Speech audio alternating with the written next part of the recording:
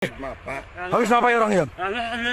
Di mana? Polisi 2 jam tunggu pembunuh PSK sembunyi di hutan. Jajaran Polres Banjarbaru dalam mengungkap kasus pembunuhan seorang pekerja seks komersial PSK di eks lokalisasi Pembatuan. Dalam hitungan kurang dari 24 jam, tim Macan Barbar berhasil meringkus pelaku. Kerja sama dan kerja keras tim Macan Barbar yang sejak dini hari pada Kamis tanggal 13 Juli tahun 2023 sekitar pukul 5 WITA masuk ke dalam hutan tempat diduga larinya pelaku. Setelah melakukan pencarian terhadap terduga pelaku dan sekitar pukul 7.30 WITA salah satu petugas mencurigai seorang laki-laki yang berjalan kaki. Saat akan ditanya laki-laki tersebut langsung berlari ke arah hutan. Namun dengan sigap petugas berhasil mengamankan laki-laki yang saat ditanya mengaku bernama Misran. Misran mengakui bahwa dirinya lah yang melakukan pembunuhan Jalan Kenangan nomor 36 Ret 006 Ru 009 Kelurahan Landasan Ulin Timur Kecamatan Landasan Ulin Kota Banjarbaru. Motif pelaku yang saat itu dalam pengaruh minuman alkohol. Ia juga kecewa dengan sikap korban, terlebih ia sudah membayar 200.000